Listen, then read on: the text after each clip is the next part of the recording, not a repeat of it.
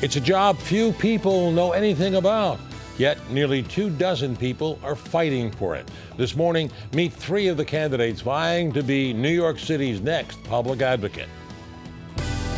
Now, from 42nd and 2nd, this is Pix 11 News Close-Up with Marvin Scott.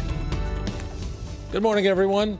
While there's a movement afoot to abolish the office of public advocate, the list of candidates lining up to occupy it is quite long.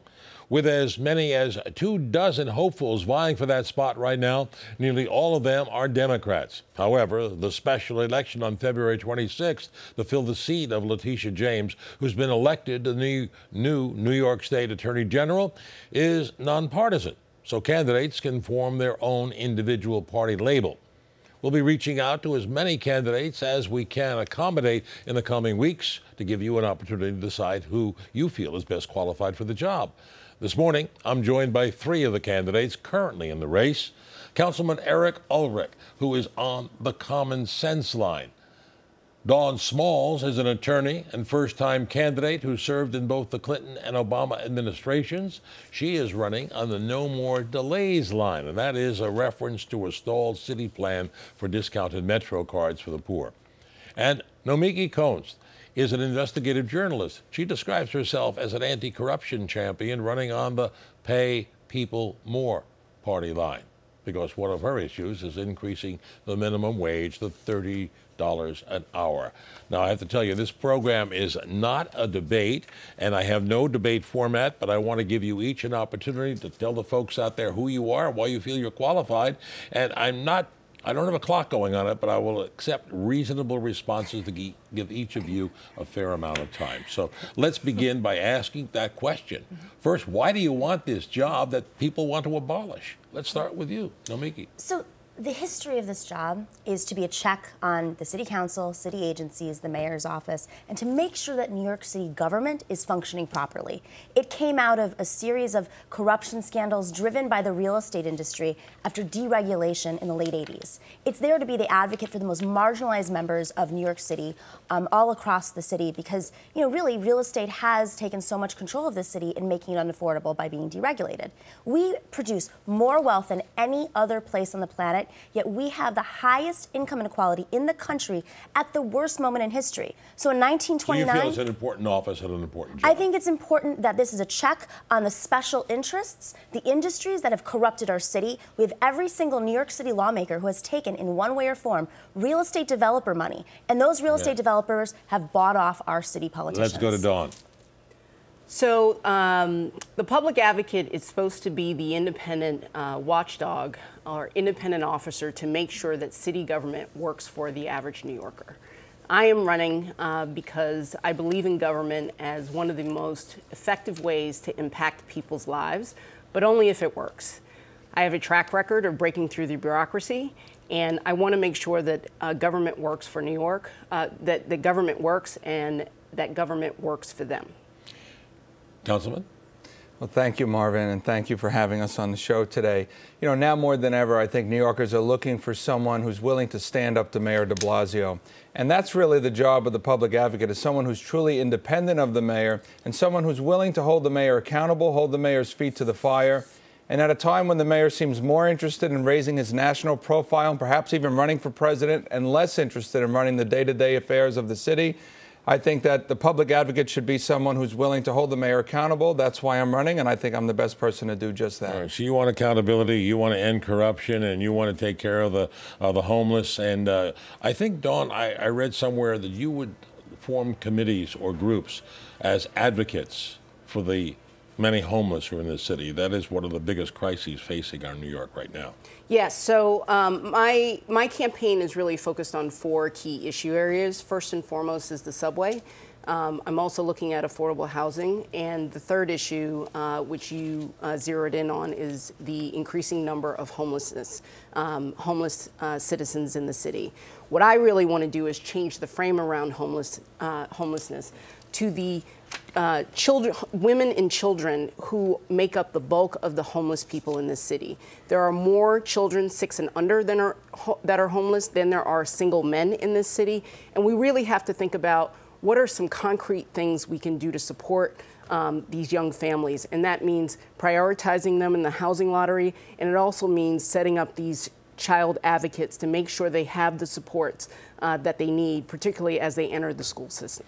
Now, this is a nonpartisan election, yet you've won the endorsement of the Manhattan Republican organization already. You are running on a line, not Republican line, but Common Sense Party line. What is that? Well, we came up with the name Common Sense because, as you mentioned, Marvin, we can't run with established party names. So the Democrats who are running can't run under the Democratic line, and myself, who happens to be Republican, I can't run under the Republican ballot line. So what's the Common Sense line? Common Sense is a name that we came up with because we believe that the one thing that's missing in this race and in this city right now and in the discussion is, in fact, common sense. The city council that I've been privileged to serve in for the past 9.5 years has drifted more to the left and really has bought into Mayor de Blasio's so-called progressive agenda. And if there's someone who's willing to stand up to that agenda and try to restore some sanity to city government, I think that there's an opportunity for a candidate like me to win this race. Now, I think that's something Nomiki wants to do. You want to stand up to city government. You want to eliminate corruption. What's your game plan? Yeah, I think what we often don't recognize that this office is supposed to be independent and investigative. So if you want to see how city council is actually functioning, sure, they are progressive on 90% of the issues. But it's those 10% of the issues, the 10% of the issues that decide whether or not someone is being illegally evicted from their apartment that they have lived in their entire lives. It's that 10% of the issues that determines whether or not a political appointee, a real estate developer not from New York City, is on the board of the MTA. It's those 10% of the issues that decides whether or not NYCHA is properly funded and investigated and taken care of. Those 10% of the issues are the issues that divide New York City from other progressive cities and countries, frankly, around the world. So from my perspective, as an investigative reporter, as somebody who's actually served as an ombudsman, that is in the title description of this office, I am the only person who's actually been an ombudsman. So what that means is you need an independent person who is able to investigate, interrogate, find out why city agencies aren't functioning, and when you look at the root issue, across the city, it comes down to money and politics. Right. And so our city government is taking way too much money from the real estate developers and then giving them jobs on these boards like NYCHA and the MTA. Dawn, Councilman, you want to respond to that? You want to pick up on any point? Well, I think the common theme throughout, I think all of our comments is independence. And I think it's critically important that whoever take this role be independent of this mayor, but also the political machine in the city. I believe that I'm the most qualified candidate. I'm coming to the race with over 2 decades of experience in law, government, politics, and philanthropy. You were both in the Obama and the Clinton administration. That's right. And was the chief regulatory officer at HHS and played a key role in the initial implementation of the Affordable Care Act. I have worked in the belly of the 3rd largest bureaucracy in the federal government. I know how to tackle big problems and to break through and get results. And the benefit is I come to it with complete independence of the mayor and the members of the city council, because it's important to note that the public advocate is supposed to be independent of not only the mayor, but the city council. That's right. Let me give the councilman an opportunity to respond before we go to a break. Well, I think that Dawn raises a very important point. You know, if you look at the fact that Mayor de Blasio recently fired his DOI commissioner because the DOI commissioner, Mark Peters, got a little too close to City Hall, exposing some of the waste and fraud and abuse in certain agencies and maybe perhaps even in City Hall. The job of the public advocate and the role of the public advocate being independent is one thing, but also being someone who's willing to stand up to the mayor and not allow the mayor to essentially handpick or cherry pick who the person who's going to be watching over him is, I think is really, really important in this race. Okay, on that note, let's take a break. Lots more questions. We want to know more about you. Our viewers are eager to hear about who is running for public advocate of New York in the February 26th special election. We'll be right back.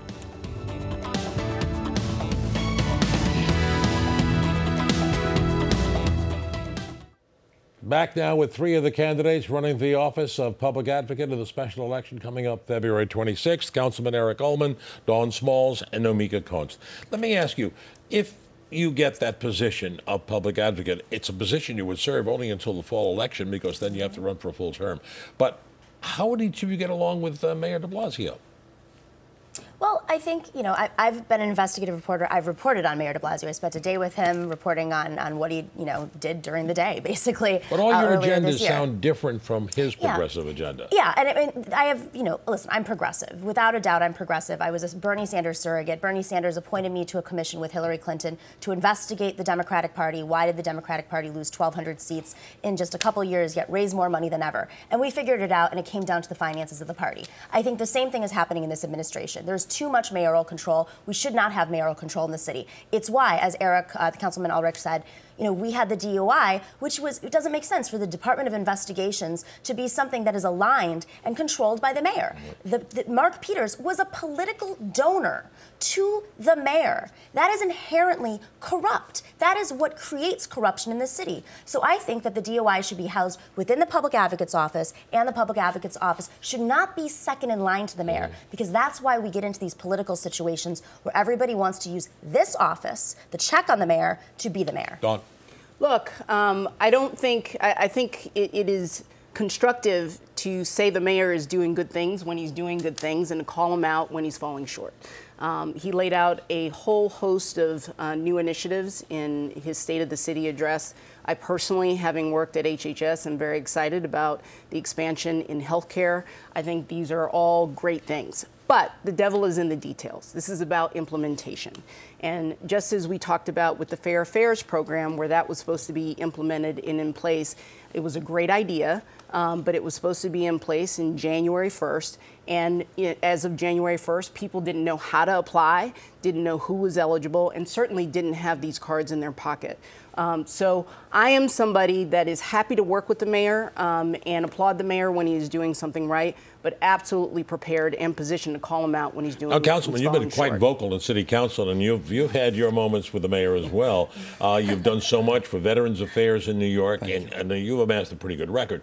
How would you deal with the mayor if you were the public advocate, the second in line for the office in New York? I think that if you asked the mayor who the last person he'd want to occupy this seat, he would probably say it's me. I think I would drive the mayor crazier than anybody else. But on issues, on substantive matters, at a time when the subways are crumbling and the NYCHA situation is just so unfortunate, and we have 60,000 men, women, and children, as Dawn pointed out, sleeping in our shelter system tonight, in areas where the mayor can have influence and can do something about. He seems to be ignoring it. Instead, he's announcing all these broad initiatives. He doesn't explain how we're going to pay for insuring all of these people. He doesn't explain how he's going to pay for all the affordable housing that we're going to build or that we're planning to build. And so, yes, the devil's in the details, but the mayor is more interested in raising his national profile than actually being the mayor. And I think that if the public advocate can be someone who holds his feet to the fire, holds him accountable, gives him hell when he deserves it, I think that that's really important, and that's something that the voters ought to decide. You feel that's motivating the mayor to raise his national profile by announcing medical care for everybody in New York, including 300,000 undocumented, and also all the other measures he's taking right now? Once paid vacation, 2 weeks for everybody, all city employees. You think this is all motivated by it? I have no idea what the mayor's motivations are. I don't, talk to him every day. I'm not in his head. What do you think about these proposals? I think his proposals are strong. Listen, the problem we have in this city is that the wages are not high enough and the rent is incredibly unaffordable. Okay, now you have something in your plan. You want $30 per hour. A lot of people would love that. A lot of people would say, how am I going to afford that? Right. Businesses and the city. How can the city pay all municipal employees? So first off, we just paid for a helicopter pad for Jeff Bezos, the richest man in the world. Nobody ever said, hey, how are we going to pay for Jeff Bezos? I think we've taken that off the chart, haven't I? I think we've eliminated that. Well, there's still a huge tax incentive there. They tried to do it, but it's the not wealthiest happening. company in the world. I think the question is, why are we prioritizing the hundreds of trillions of dollars of the last 40 years in tax breaks for the wealthiest developers in the world? This entire scheme was created by our president, unfortunately, Donald Trump. So for decades, we have said, sure, we're going to hand out trillions of dollars to these big developers and these big corporations, and now the oligarchs who are buying up the apartments in New York and not spending tax dollars. New York has become the Cayman Islands of the North. Yet, at the end of the day, we're like, how do we pay for MTA? How do we pay for healthcare? How do we pay for NYCHA? Well, I'll tell you how we pay for it. We tax the people that are not paying taxes, and we make sure that the working people of New York can afford to live here. $30 an hour at the end of the day is just above $45,000 a year. Let's hear from Dawn Smalls. I'm sorry. What? I lost track. What we were talking about? Tell me. We were talking about the mayor's agenda and this plan for medical health care for everybody in New York, including 300,000 undocumented. Yes. And he also wants 2 weeks paid vacation for all city employees and paid businesses. And his businesses over 75 employees. Yes. Too ambitious, or is it realistic? I applaud the ambition, and I started off by talking about healthcare. That's really where I'm rooted, having spent 2 years in the Obama administration implementing the Affordable Care Act. I think it needs to be a top priority, figuring out how we get to universal coverage. And if we don't offer new proposals and new ideas about how to get there, we're never going to get there. But again, we have to figure out how we get this done.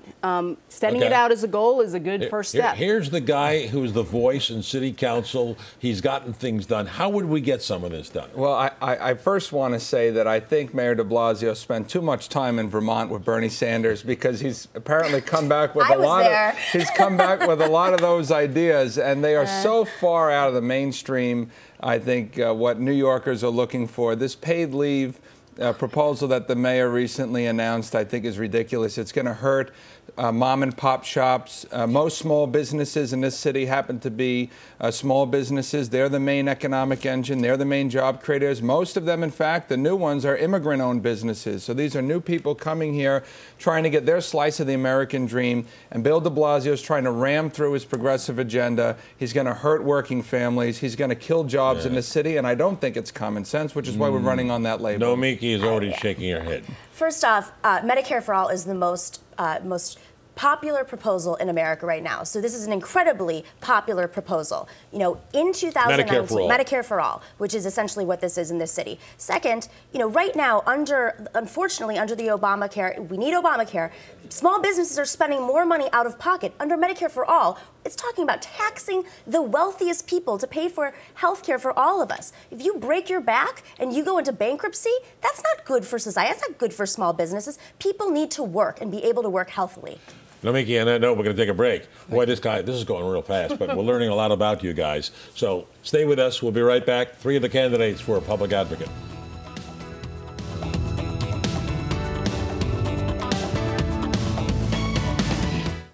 Back now with 3 of the candidates for the office of public advocate in the special election coming up February 26th. I want to point out something that historically in special elections, very low turnout. How is that going to impact it? You know, you're not exactly a household name, Nomiki, not yet. And Dawn, you've been out there. Being on TV for 5 years doesn't give you a household name. I was a reporter, come on. I know that, I know. What I'm saying is, how do you expect all of this to impact you with the low turnout?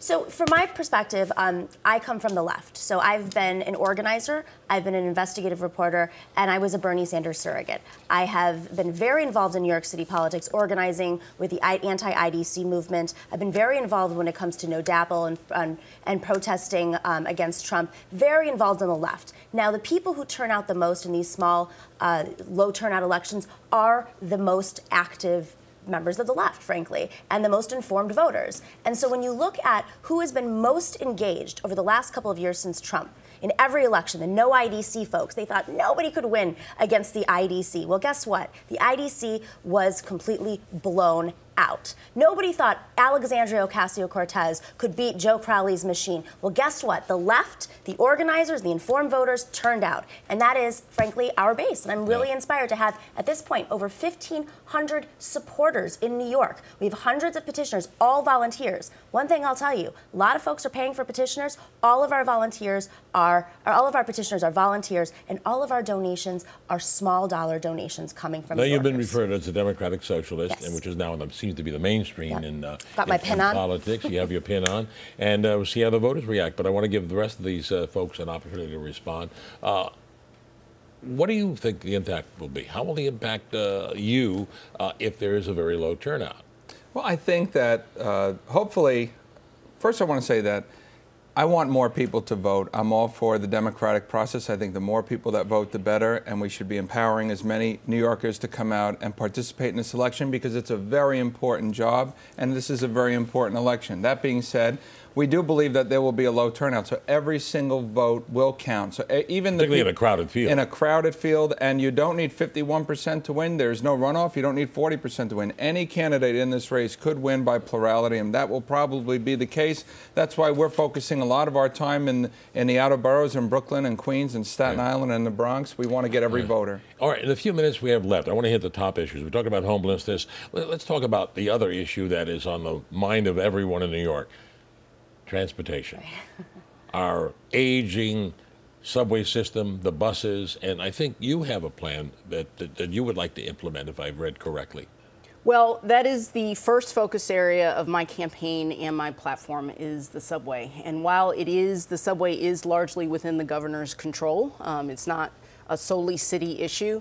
When you think about the services, when you think about the mandate of the Public Advocate's Office, which is to evaluate and be a watchdog for the services that New Yorkers see on a daily basis, you can't get past the subway as the first issue that you should tackle.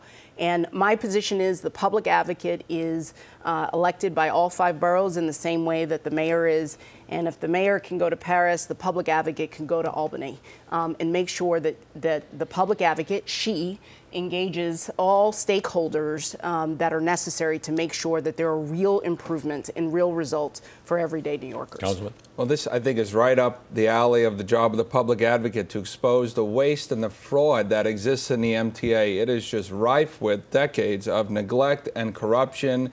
And you know, for years there were no-show jobs there that were exposed by the media and the newspapers.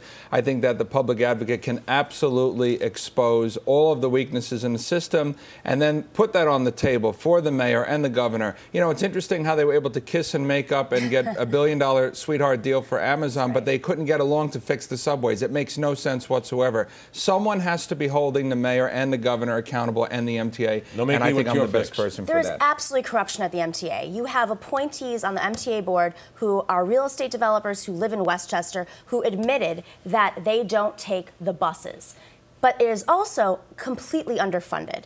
And when you look at the way that they want to fund the MTA, they want to put the fares, increase the fares on average New Yorkers rather than taxing the wealthiest, the real estate developers who are on the board of the MTA. They want to now make a new criminal justice issue by arresting people for jumping turnstiles, people who are choosing to jump a turnstile because they can't afford a Metro card. We should not be prosecuting the poor in this city. We should be prosecuting the elites who have scammed our system and paid off our politicians so that they could sit on the boards and not have money go into the MTA so they can get tax breaks. Okay. Now, I'm getting a cue that we have like less than 2 minutes. So I want to end this program by each of you like 20 seconds. If you see me going like this, it means they're telling me to go like this. Looking at me. So, okay, Nomiki, why don't you look right in the camera, tell the folks why you're the one that should be the next public advocate. So, you know, my background is I've been an investigative reporter for about a decade. I was trained by the wonderful Wayne Barrett, who put so many of our corrupt politicians in jail through his reporting. But I was also a community organizer, and I've been an activist. I have been on the. You got to give me a cut. Okay. NomikiKonst.com. Okay. Dawn Smalls. So I am a mom, I'm an attorney, and I am a first-time candidate. And I am compelled to run by this moment, and I am compelled to run by my belief that government is an important force for good. And I want to make sure that it works on behalf of you and every average New Yorker. Please check me out on my website, dawnfornewyork.com. Last word from Councilman Eric Ulrich. Thanks, Marvin. And if you want someone who's willing to stand up to the mayor, someone who's going to hold the mayor accountable, hold his feet to the fire, I'm asking for your vote on February 26th. I want to be a voice for all New Yorkers, but especially for our senior citizens who gave their lives in dedication to this city. Thank you very much. That's a cut. Okay. Councilman Eric Ulrich, Dawn Smalls, and Nomiki Konst, 3 of the candidates for the Office of Public Advocate, special election February 26th. And in the coming weeks, before the February 26th special election, we'll continue to reach out to as many candidates as we can to accommodate, to help you determine who's the best qualified to serve as the city's public advocate. That'll do it for our program this week. I'm Marvin Scott. Thanks so much for joining us. Enjoy the rest of your Sunday, everyone.